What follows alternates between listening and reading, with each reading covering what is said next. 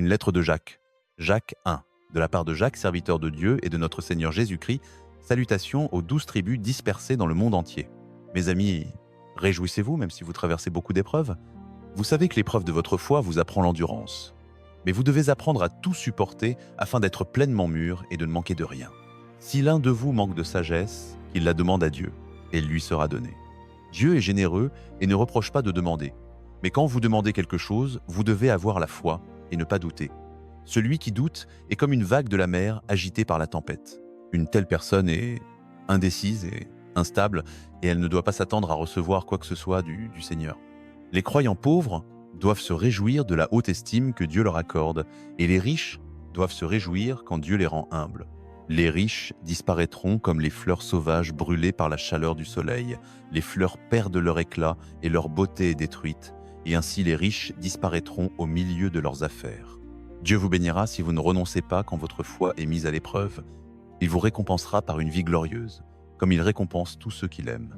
Ne blâmez pas Dieu quand vous êtes tenté, car Dieu ne peut être tenté par le mal, et il n'utilise pas le mal pour tenter les autres. Nous sommes tentés par nos propres désirs qui nous entraînent et nous piègent.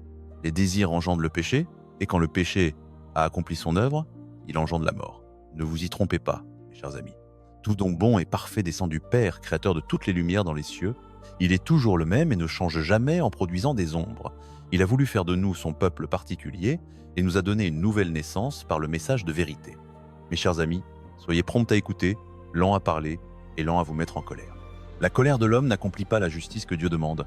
Rejetez donc toute souillure et toute forme de mal, et recevez avec humilité la parole implantée en vous, celle qui peut sauver vos âmes. Mettez la parole en pratique et ne vous contentez pas de l'écouter en vous trompant vous-même. Celui qui écoute la parole sans la mettre en pratique ressemble à un homme qui observe son visage dans un miroir et qui, après s'être regardé, s'en va et oublie aussitôt comment il était. Mais celui qui plonge les regards dans la loi parfaite, la loi de la liberté, et qui persévère, non en l'oubliant après l'avoir entendu, mais en la mettant en pratique, celui-là sera heureux dans ce qu'il fait. Si quelqu'un pense être religieux sans tenir sa langue en bride, il se trompe lui-même et sa religion est vaine. La religion pure et sans tache devant Dieu le Père consiste à secourir les orphelins et les veuves dans leur détresse et à se préserver des souillures du monde. Jacques 2. Mes amis, si vous avez la foi en notre Seigneur Jésus-Christ glorieux, vous ne devez pas faire de favoritisme. Supposons qu'un homme riche, portant des vêtements élégants et une bague en or, entre dans votre assemblée et qu'entre aussi un pauvre vêtu de haillons. Si vous accordez une place d'honneur à celui qui porte de beaux vêtements et dites aux pauvres de se tenir à l'écart ou de s'asseoir par terre, ne faites-vous pas une distinction entre vous et ne devenez-vous pas des juges aux pensées mauvaises.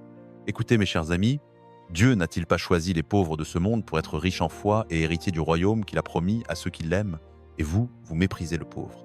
N'est-ce pas les riches qui vous oppriment et qui vous traînent devant les tribunaux? N'est-ce pas eux qui outragent le beau nom qui a été invoqué sur vous? Vous agissez bien si vous accomplissez la loi royale selon l'Écriture, tu aimeras ton prochain comme toi-même. Mais si vous faites du favoritisme, vous commettez un péché et vous êtes condamnés par la loi comme des transgresseurs. Quiconque observe toute la loi mais pêche contre un seul commandement devient coupable de tous. Celui qui a dit tu ne commettras pas d'adultère a aussi dit tu ne tueras pas. Si donc tu ne commets pas d'adultère mais que tu tues, tu es devenu transgresseur de la loi. Parlez et agissez comme des personnes qui doivent être jugées par la loi de la liberté. Le jugement sera sans miséricorde pour celui qui n'a pas fait miséricorde, mais la miséricorde triomphe du jugement. Mes amis, à quoi sert-il de dire que vous avez la foi si vous ne montrez pas d'action? Une telle foi peut-elle sauver? Si un frère ou une sœur manque de vêtements et de nourriture quotidienne et que l'un de vous lui dise « Allez en paix, chauffez-vous et rassasiez-vous » sans lui donner ce qui est nécessaire au corps, à quoi cela sert-il? Ainsi la foi, si elle n'a pas d'œuvre, est morte en elle-même. Quelqu'un dira peu être que l'on peut avoir la foi sans les œuvres. Je lui répondrai « Montre-moi ta foi sans les œuvres, et moi je te montrerai ma foi par mes œuvres. » Tu crois qu'il y a un seul Dieu? Tu fais bien. Les démons le croient aussi, et ils tremblent. Homme insensé, veux-tu savoir que la foi sans les œuvres est inutile? Abraham, notre ancêtre, ne fut-il pas justifié par les œuvres lorsqu'il offrit son fils Isaac sur l'autel? Tu vois que la foi agissait avec ses œuvres, que la foi fut rendue parfaite par les œuvres. Ainsi s'accomplit l'Écriture qui dit Abraham crut Dieu, et cela lui fut compté comme justice, et il fut appelé ami de Dieu. Vous voyez que l'homme est justifié par les œuvres et non par la foi seulement. De même, Rahab, la prostituée, ne fut-elle pas justifiée par les œuvres lorsqu'elle accueillit les espions et les fit partir par un autre chemin? Comme le corps sans esprit est mort, de même la foi sans les œuvres est morte. Jacques 3. Mes amis, nous ne devrions pas tous chercher à devenir des enseignants, car nous savons que les enseignants seront jugés plus sévèrement. Nous commettons tous beaucoup de fautes, mais si quelqu'un ne faute pas en parole, il est un homme accompli, capable de tenir tout son corps en bride. En mettant un mort dans la bouche des chevaux, nous les dirigeons dans toutes les directions. De même, un grand navire, poussé par des vents violents, est dirigé par un très petit gouvernail selon la volonté du pilote. La langue aussi est un petit membre, mais elle se vante de grandes choses. Un petit feu peut embraser une grande forêt. La langue est un feu, un monde d'iniquité, elle souille tout le corps et enflamme le cours de la vie, étant elle-même enflammée par l'enfer. Toutes sortes d'animaux, d'oiseaux, de reptiles et de créatures marines ont été domptés par l'homme, mais la langue, aucun homme ne peut la dompter. Elle est instable, pleine d'un poison mortel. Par elle nous bénissons le Seigneur et Père, et par elle nous maudissons les hommes faits à l'image de Dieu. De la même bouche sortent la bénédiction et la malédiction. Cela ne devrait pas être ainsi. Une source fait-elle jaillir par la même ouverture de l'eau douce et de l'eau amère? Un figuier peut-il produire des olives ou une vigne produire des figues? Une source salée ne peut pas donner de l'eau douce. Qui parmi vous est sage et intelligent? Qu'il montre par une bonne conduite ses œuvres dans la douceur de la sagesse. Mais si vous avez dans votre cœur une jalousie amère et un esprit de rivalité, ne vous glorifiez pas et ne mentez pas contre la vérité. Cette sagesse ne vient pas d'en haut. Elle est terrestre, charnelle et diabolique. Là où il y a jalousie et rivalité, il y a du désordre et toutes sortes de mauvaises actions. La sagesse d'en haut est d'abord pure, puis pacifique, modérée, conciliante, pleine de miséricorde et de bons fruits, sans partialité ni hypocrisie. Le fruit de la justice est semé dans la paix par ceux qui recherchent la paix. Jacques 4. D'où viennent les luttes et les querelles parmi vous? N'est-ce pas de vos passions qui combattent dans vos membres? Vous convoitez et vous ne possédez pas. Vous êtes meurtrier et envieux et vous ne pouvez rien obtenir. Vous avez des querelles et des luttes et vous ne possédez pas parce que vous ne demandez pas. Vous demandez et vous ne recevez pas parce que vous demandez mal, dans le but de satisfaire vos passions. Adultère. Ne savez-vous pas que l'amitié du monde est inimitié contre Dieu? Celui donc qui veut être ami du monde se rend ennemi de Dieu. Pensez-vous que l'Écriture parle en vain quand elle dit que Dieu chérit avec jalousie l'esprit qu'il a fait habiter en nous? Mais il accorde une grâce plus grande. C'est pourquoi l'Écriture dit « Dieu résiste aux orgueilleux, mais il fait grâce aux humbles ». Soumettez-vous donc à Dieu, résistez au diable, et il fuira loin de vous. Approchez-vous de Dieu, et il s'approchera de vous. Nettoyez vos mains, pécheurs, purifiez vos cœurs, hommes irrésolus. Sentez votre misère, soyez dans le deuil et pleurez. Que votre rire se change en deuil, et votre joie en tristesse. Humiliez-vous devant le Seigneur, et il vous élèvera. Mes amis, ne parlez pas les uns contre les autres. Celui qui parle contre un frère ou qui juge son frère parle contre la loi et juge la loi. Or, si tu juges la loi, tu n'es pas observateur de la loi, mais juge. Un seul est législateur et juge, celui qui peut sauver et perdre, toi qui es-tu pour juger ton prochain. À vous maintenant qui dites, aujourd'hui ou demain, nous irons dans telle ville, nous y passerons une année, nous y ferons des affaires et nous gagnerons de l'argent.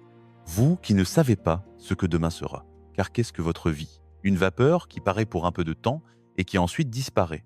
Vous devriez dire, si le Seigneur le veut, nous vivrons et nous ferons ceci ou cela.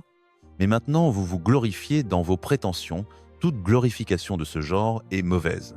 Celui donc qui sait faire le bien et qui ne le fait pas commet un péché. Jacques 5. À vous maintenant, riches, pleurez et gémissez à cause des malheurs qui vont venir sur vous. Vos richesses sont pourries et vos vêtements sont mangés par les mites. Votre or et votre argent sont rouillés, et leur rouille s'élèvera en témoignage contre vous et dévorera votre chair comme un feu. Vous avez amassé des trésors dans les derniers jours. Voici le salaire des ouvriers qui ont moissonné vos champs et dont vous les avez frustrés. Cris, et les cris des moissonneurs sont parvenus aux oreilles du Seigneur Tout-Puissant. Vous avez vécu sur la terre dans les plaisirs et dans le luxe, vous êtes rassasiés comme au jour du massacre. Vous avez condamné, vous avez tué le juste qui ne vous résistait pas. Soyez donc patients, mes frères, jusqu'à la venue du Seigneur. Voyez le cultivateur qui attend le précieux fruit de la terre, prenant patience à son égard jusqu'à ce qu'il ait reçu les pluies de la première et de la dernière saison. Vous aussi soyez patients, affermissez vos cœurs, car la venue du Seigneur est proche. Ne vous plaignez pas les uns des autres, afin que vous ne soyez pas jugés. Voici, le juge est à la porte. Prenez, mes frères, pour modèle de souffrance et de patience, les prophètes qui ont parlé au nom du Seigneur. Nous disons heureux ceux qui ont persévéré. Vous avez entendu parler de la persévérance de Job et vous avez vu la fin que le Seigneur lui accorda, car le Seigneur est plein de compassion et de miséricorde. Avant tout, mes frères, ne jurez ni par le ciel, ni par la terre, ni par aucun autre serment. Que votre oui soit oui et que votre non soit non, afin que vous ne tombiez pas sous le jugement. Quelqu'un parmi vous souffre-t-il? Qu'il prie Quelqu'un est-il dans la joie? Qu'il chante des cantiques. Quelqu'un parmi vous est-il malade?